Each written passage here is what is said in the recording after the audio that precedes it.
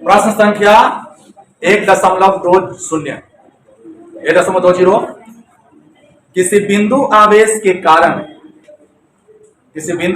के कारण उस बिंदु को केंद्र मानकर 10 सेंटीमीटर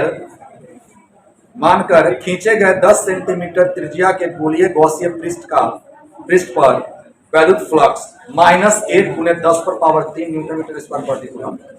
मतलब एक बिंदु आवेश है, उसको आपको केंद्र मान लेना है।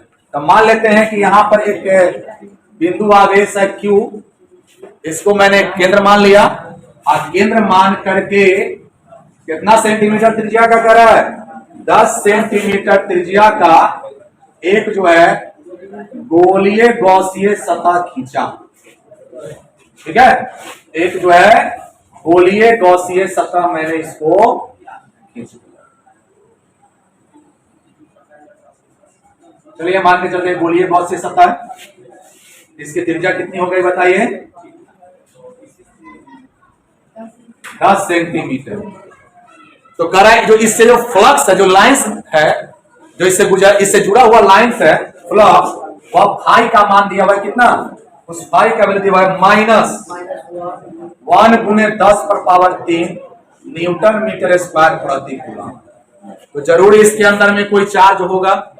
तो ए में कह रहा है क्या कि आपको यह बताना है कि ए में यदि गॉसीय पृष्ठ की त्रिज्या दोगुनी कर दी जाए तो कितना फ्लक्स गुजरेगा। माने जो 10 सेंटीमीटर का जो गोला है, अब उसको कितना बना दिए है ना, कितना सेंटीमीटर, 20 सेंटीमीटर यह जो है।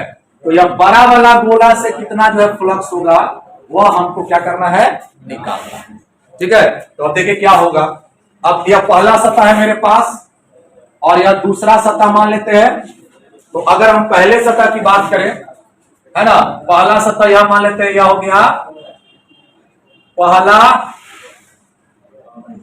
गॉसीय सतह और यह दूसरा जो मैंने खींचा है इसको मान लेंगे क्या, दूसरा गॉसीय सतह। तो पहला गॉसीय सतह का फ्लक्स बताइए, पहला गॉसीय सतह से जुड़ा विद्युत फ्लक्स बताइए। इसको हमने मान लिया φ1। अच्छा, गॉस का नियम क्या कहता है, गॉस का नियम क्या कहता है कि जो कुल आवेश होता है वह अंदर का आवेश कितना मैंने माना है, Q बटा ε0 के होता है ना। और इसी का मान कितना दे दिया है बताइए, -1 × 10⁻³ न्यूटन मीटर स्क्वायर प्रति कूलम। क्लियर, इसको आप मान लो 1 थोड़ा देर के लिए। ठीक है, अब बता दूसरा सतह से जुड़ा, दूसरा गॉसीय सतह से जुड़ा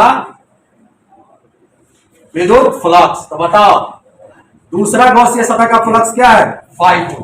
अब जब बोलो इसके अंदर में कितना आवेश है, तो यही आवेश इसके अंदर में भी ना है। अब इसको भूल जाओ, यह गोला है इसको, तो इसके अंदर में तो वही आवेश है। तो बताओ Q है ना, अब बट्टा में क्या हो जाएगा, एप्सिलॉन। अच्छा ये बताओ Q बट्टा में ε0 दोनों बराबर है, ये दोनों बराबर है तो ये भी बराबर हो जाएगा। ये किसका बराबर हो जाएगा, φ1 के। अब φ1 किसके बराबर है, -1 × 10⁻³ न्यूटन मीटर स्क्वायर प्रति कूलम। तो दूसरा का फ्लक्स कितना होगा, उतना है ना।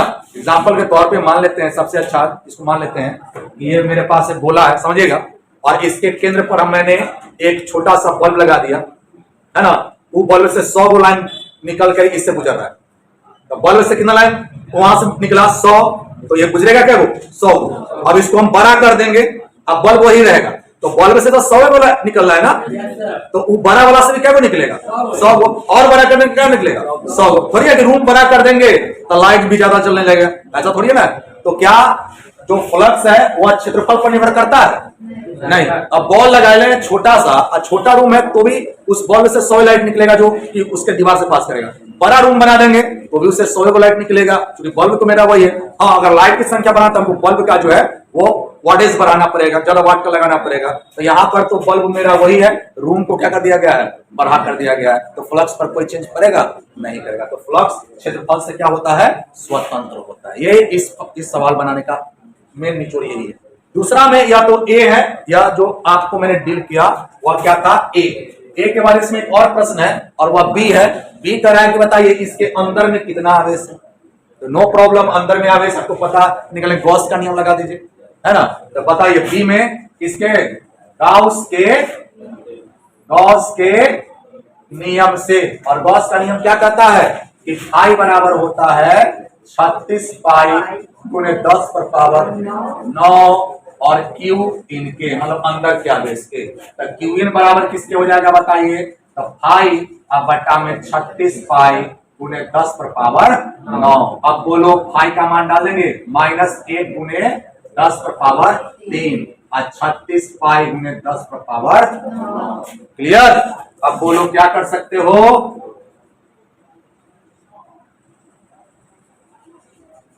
अब बोलो क्या कर सकते हो। अब पावर हटा लो, -1 बटा में 36 पाई, आइए ऊपर चल जाएगा तो कितना हो जाएगा, -6 गुलाम। अगला इसके क्या है पता है ना, 1 में 36 पाई से क्या करना है, भाग देना है और उसके बाद इधर उधर करके आंसर। अब 1 में आप 36 पाई से भाग दो, कर सकते हो। क्या करना होगा बोलो, -1 और 36 22 बटा 7 10 पर पावर 6, ये ऊपर चल जाएगा तो -7 36 गुना कितना 22 गुने 10 पर पावर -7 गुलाम। अब भाग जरा दो, क्यू इन बराबर क्या हो जाएगा, क्यू बराबर कितना हो जाएगा 0.0088 गुने 10 पर पावर -6 गुलाम। दशमलव ले जाइएगा आगे, 3 अंक ना, 8.8 गुने 10 पर पावर -3 और -6 गुलाम। 6 3 कितना हो जाएगा 9 गुलाम। और 10 पर पावर -9 को बोलते हैं नैनो, तो हो जाएगा 8.8 MC। अंदर में जो आवेश हो जाएगा यह हो जाएगा, एक चीज छूट गया है मेरे पास और वो है माइनस, तो यहाँ माइनस लगाना पड़ेगा, यानी कि कैसा आवेश होगा, ऋण आवेश होगा।